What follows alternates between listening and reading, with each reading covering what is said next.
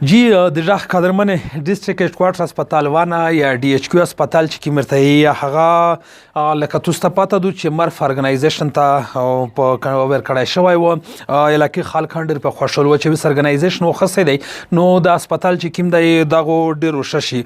خصوصي زه مخاطوس په میډیا او سوشل میډیا باندې وکتل چې پاغه کې یو کاس چې کیم هغه مرش نو ډیر یو دغه اسپتال چې کیم دغه هایلایټ شو چې کیم ارګنایزیشن و هغه باندې خلک ډیره غوته ونیولې ډیره نیوکه وکړلې ډیره غوته پیچه کړلې چې ارګنایزیشن وخصه دی هغه باوجود اسپتال چې کوم دی نه چاليږي نو هغه د پوره خو انکوایري کمیټي جوړه شو هغه په باره کې همیش پښتنه کړی دو معلومات هم کړی دي خو میژه د دغه موجوده چې کوم ام اس آی هغه هم پښتنه وکړه چې په مارچ کې توسته د اسپتال چې کوم دی دغه ملاو شوی دی نو توس د وسه پرې د اسپتال چې کوم دی دا فنکشنل نک مرف چې کوم د معاهدې په تحت دلته راغلی دی پبلک پرایویټ پارټنرشپ دا د حکومت او د مرف ترمنځ دا په مارچ کې دغه معاهده شوې ده MOU ساين شوی دی خو چې په مارچ کې مرف دلته راغی نو په ګراوند کې باندې دي ته مختلف ایشوز وو هغه د وجه نه دا شی پریکټیکلی هغه هند اوور چې دی چې لاړو جولای ته خبر ورسېده دغه چې کوم زموږ پلان و هغه ډیلی شو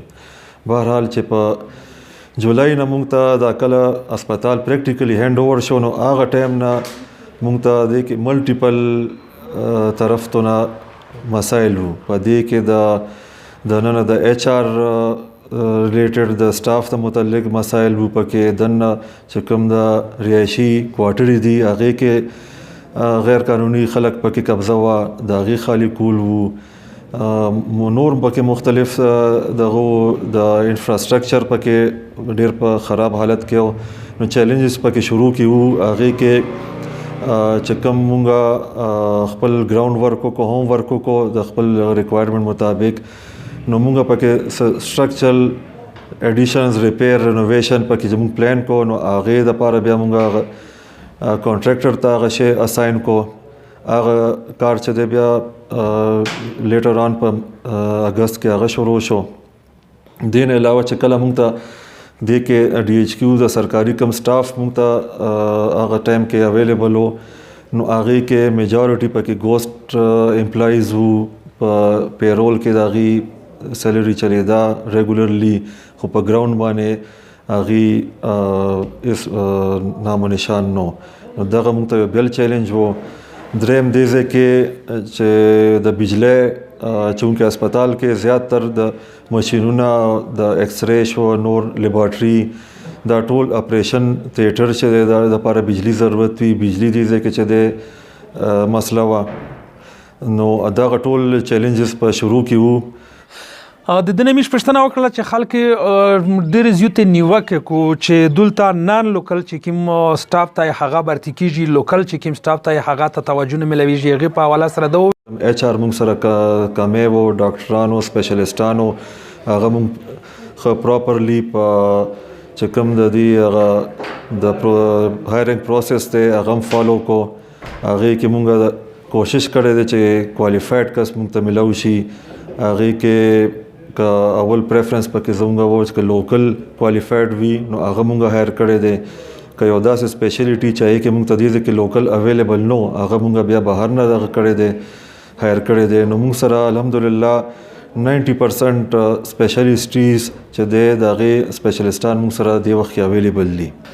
دا وویل چې چونکه میژه د غزور چې کوم بلډینګ دی چې ایمرجنسي دو پکې دا شاینه دی واډینه دی پکې دغه بالکل د نه استعمالولې قابل دي نو میژ دلته خرچه نه کی دی یغه په زوی میژ کوشش کړی دی چې کوم نوی څلور بلډینګ نه دي چې میژه هر شی هغه ته شیفت کی پاغه باندې چارې لګیا دي لږ دنه ډیټیل سره ورو موجوده بلډینګ کې کوم کې اسپتال روان دی نو زموږ چې کوم د پلان مطابق د ټول سرویسز چې کوم ایمرجنسي دا کدا واډونه دي که اپریشن تھیټر دي لیبارټي دا موږ ټول به شفت کو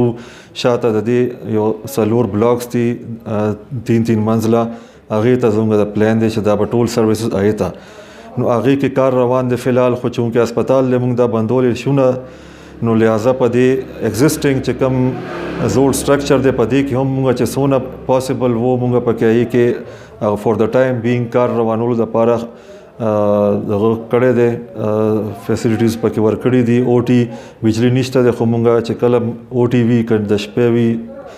سهار وي مونږ جنریټر هغې ته اویلیبل کړي وي. خو دې کې پکې مونږ ډېر میجر رینوویشن په دې کې مونږ ځکه نشو کولی چې دا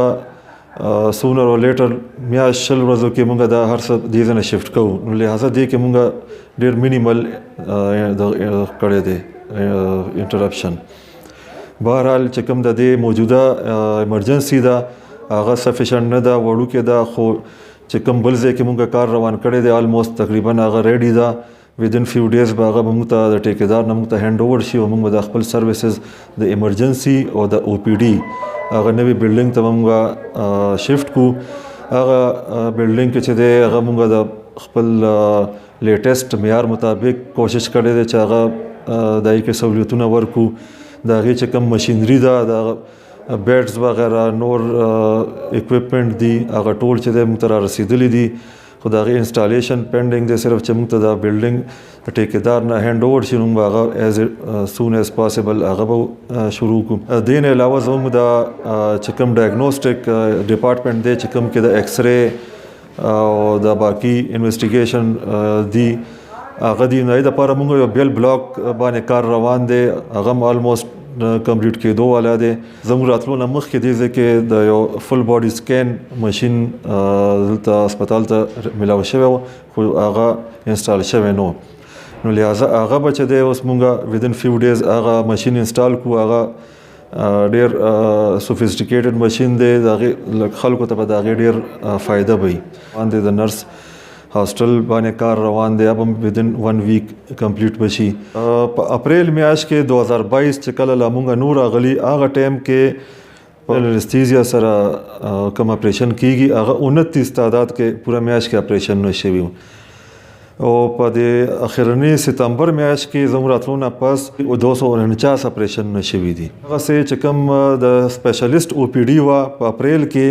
هغه 2139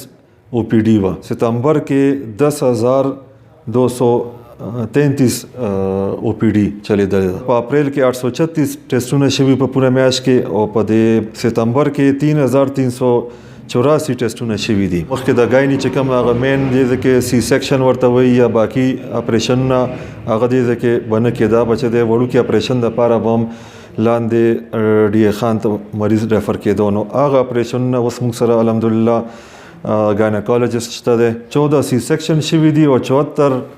نارمل ډیلیوریز شوي دي په دې او هغې کې ماشاءالله هېڅ قسم ته څه کمپلیکیشن اوسه پورې رپورټ شوی نه دی. څو ورځې مخکې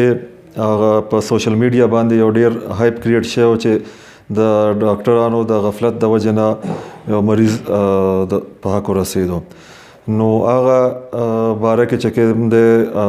انکوایري هم کنډکټ کېږي لګیا ده. ډي ایچ او صاحب آرډر کړی و هغې کې هغه چې کوم انکوایري والا انویسټیګیټر هغې لګیا دي خپل ریپورټ مرتب کوي. یا به هم تاسو سره هغې خپل شیر کړي. خو دا زه تاسو ته د یقین دهاني در کومه چې دې ځای کې د مرف دغه ایم دی پرپس دی دې ځای کې چې مین اولین مقصد دا دی چې د عوامو ته چې کوم د صحت سہولت دی چې هغه ورته ورسي. AK وزیر، ژغ نیوز، وانه.